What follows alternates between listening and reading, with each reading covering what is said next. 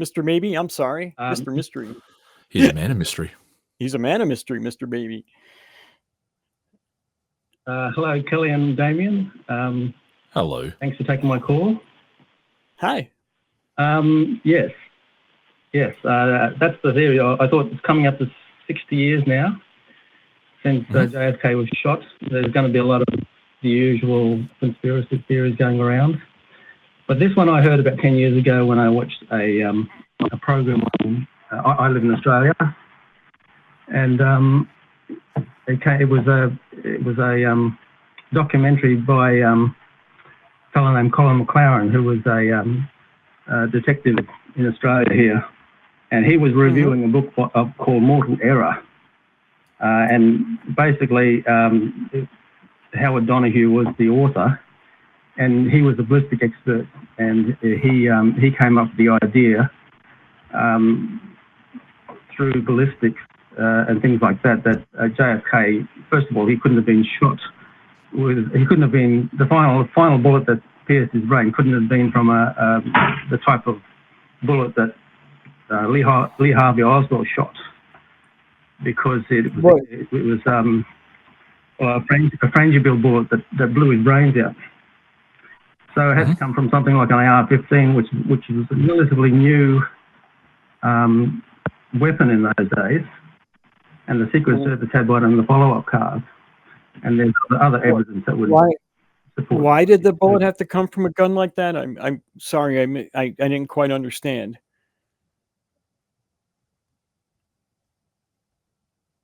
Well, if you see can you hear me all right? Yeah. Yes. Yep. Can you hear me? Okay. Yes. Well, the final shot that hit JFK was an explosive bullet. His brain exploded. It was, but they found the bullet on the stretcher. That's right. Yes. It didn't explode though. There was more than there was. No. There were 3 shots, and that was one of them. Right. There was only one that hit him, though, right? Well, there are actually 2. I think one went through his shoulder first. The first shot has sometimes been described as the magic bullet because it actually went through JFK's back of his neck, through his chest, through his wrist, and through Governor Connolly, and they found that bullet. They recovered that bullet. That wasn't the final shot. They recovered that bullet in the car, yeah. did they not? Yep. All right, and they recovered another bullet on the stretcher that JFK's body was on. I think that was the same bullet. Okay. Wasn't it? Listening to all that, and just my general understanding of the JFK assassination and all that, just because an expert makes a case and writes a book doesn't necessarily mean that that expert is 110% certified accurate in what they say. It's a little bit like Dr. Richard Carrier with his claims that Jesus, with his argument that Jesus didn't exist. Yes, Richard Carrier is a degree qualified historian from a reputable university. He has written a book, but that doesn't necessarily mean that his claims stack up. His claims still have to go through some sort of sifting process in order to be acceptable. And so let's say that, another ballistics expert writes that, Lee Harvey Oswald had the right gun with the right bullet and, these angles all match up. You then have competing ballistics experts and competing books at 20 paces. How then do you decide, which side of the equation that you fall on? Well, there's a lot of evidence. I think I would like, I actually sent an email to Dan on the 10th of April 2020, and he sent me a reply, and I was basically pointing out this documentary that was on TV. Now, when it first came on, this was in 2013, I just rolled my eyes and said, oh, here's another conspiracy theory. But what I like about this one is it's all based on facts. Well, I suppose, Mr. Maybe, facts as per who? This is where, like, what do you mean? Like, where are you getting these facts? Where? As per the Warren Commission. Like, for instance, and you've read the Warren. Have you read the Warren Commission? Have you, like, totally gone through it yourself? No, but they on this documentary. I know it sounds tricky.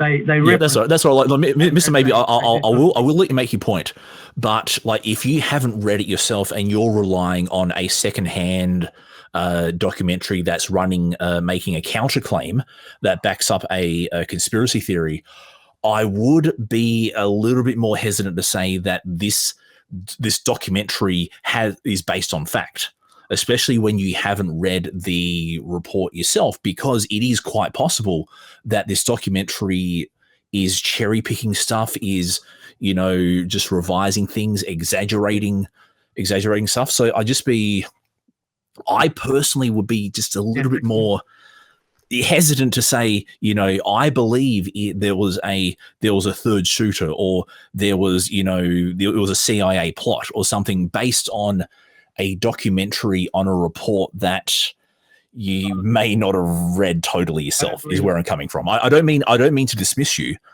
but just like on the, like, when you have, I'm sure it's a well thought out idea that the person came up with here. I'm just wondering, I mean, if it had been a Secret Service agent that had done it, though, wouldn't we have you would think there'd be some kind of video evidence of it in all the video that was taken that day.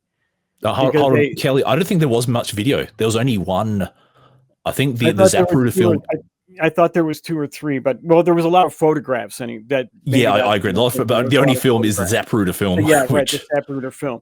But you would think that at least that somebody would have there been an eyewitness to the Secret Service agent firing their weapon, or even some documentary evidence, like of a plot. Yes. That's in the Warren Commission too. They referenced, and I've actually looked at the Warren Commission references that they put there, and they've got people talking about the secret agent with a machine gun standing up in the car behind the car behind the main car. And the other witnesses in the Warren Commission have mentioned the smelling of smoke, and the actual wind on that day was blowing into Lee Harvey Oswald's face. And if you can smell the smoke at ground level, that says something, doesn't it? Yeah, but I would also say, like, witnesses at a commission, like, for example, in the January 6th commission, there was I forget who exactly it was, but there was a woman who testified at the January 6th commission, said that Donald Trump tried to take the wheel of the car from the Secret Service agent, something really, really strange. And I suppose my point here is that just because a person testifies as a witness at a commission, you still need to balance the claims against the available evidence. Like a person is a witness. That's right. Yeah. But that doesn't mean that everything they say is taken at face value or is taken into the final report as well. So just be aware of that, is what I'm saying. Yes, I agree 100%. Yeah, I agree 100%. But I think, look, I'm not explaining myself very well. No, that's good. No, I get where you're coming from. I get where you're coming from. You're good. I don't expect you to have all the details. Well, I should have. I've watched it a couple of times. But my advice would be for people to watch this video. Watch the last 6 minutes of this video. It goes for 1 hour and 26 minutes. And then if it piques your interest, go back and look through the whole lot. And they go through detailed. This fellow is a detective that goes through it like a cold case. Every single day. And like J. Warner Wallace, by any chance? Because who? No. It's Colin McLeod. That's right. No, that's it. That's good. Yeah. Can I just name the YouTube reference for that? If the producers are fine with that. It's called JFK the Smoking Gun. Okay. It's called JFK the Smoking Gun, and it's by News Entertainment. Okay. It goes for 1 hour 25 minutes. I suggest to watch the last 6 minutes of it. If you think it's interesting, go back, have a look through it, because I was rolling my eyes at the start of it, and really on the way they went about this particular investigation. All right. Well, look, if we have the time and the inclination. Interestingly enough, I once saw a theory that Ronald Reagan had shot himself when he was shot. And how did he achieve that? He apparently he used to carry a 38 in the shoulder holster all the time with him. And when the assassin showed up, he was drawing the gun out of its shoulder holster when the Secret Service men pushed him into the limo, causing the gun to show off, shooting him in the chest. So look, that is possible in the realm of possibility space. Yes, I kind of mentioned it because that seems more possible to me than this JFK hypothesis. Look, the problem with the JFK hypothesis is that there are so many.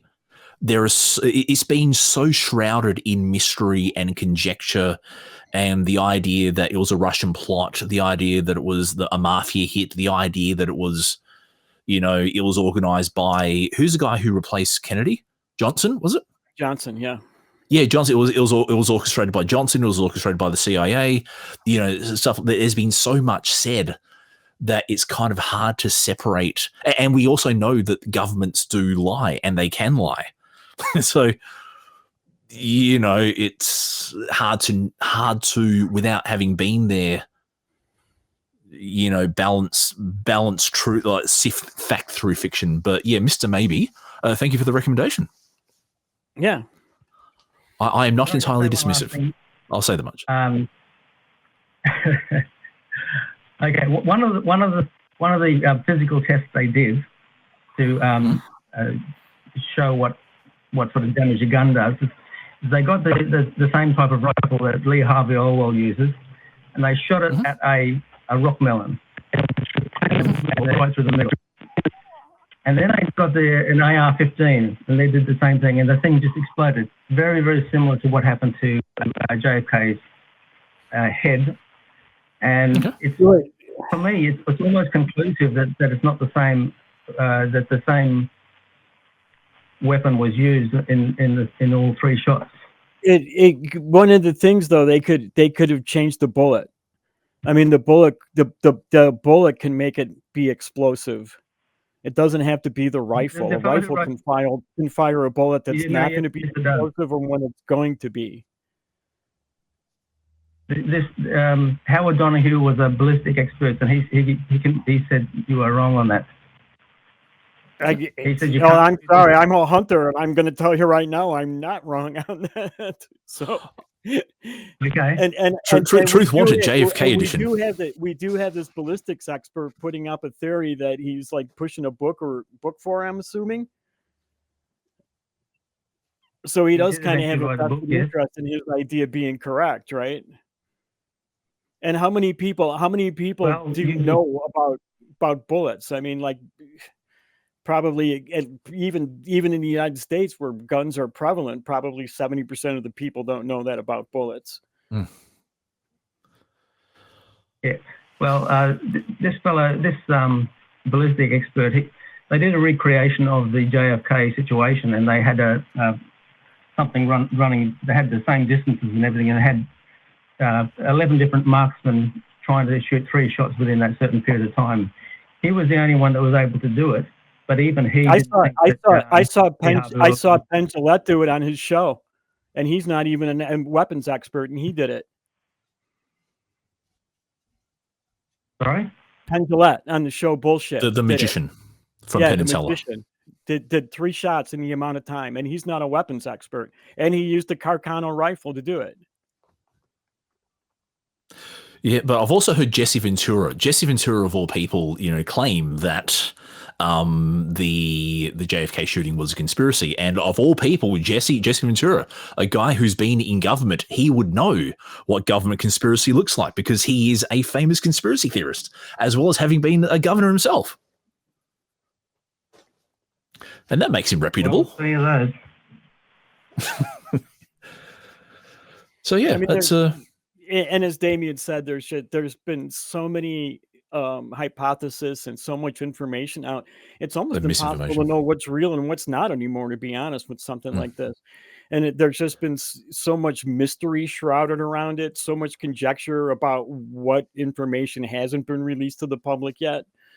So it's really kind of hard. I mean, at some point they're going to release it all. We're going to have a better idea of what actually happened that day, but it just hasn't happened yet. So yeah, but I suppose based off of the available evidence, what is the most likely scenario is the question I ask myself. You know, we have a dead president who was shot in open space.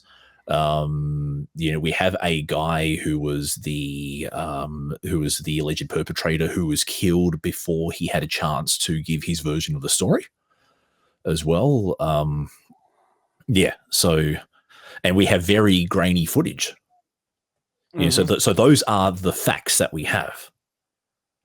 And then I would say everything else from there is conjecture. But I like the idea. Somebody actually sent me a link, so I'm going to check it out. I'm definitely going to look at it.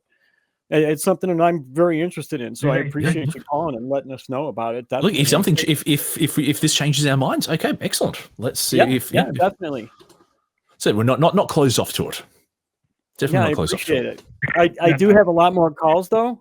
So if you want to add something else right now.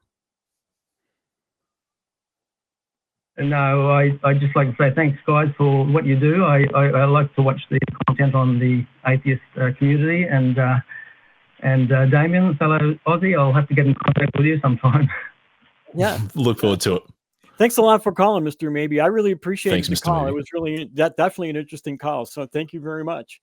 Yeah, thank you, Mr. Maybe.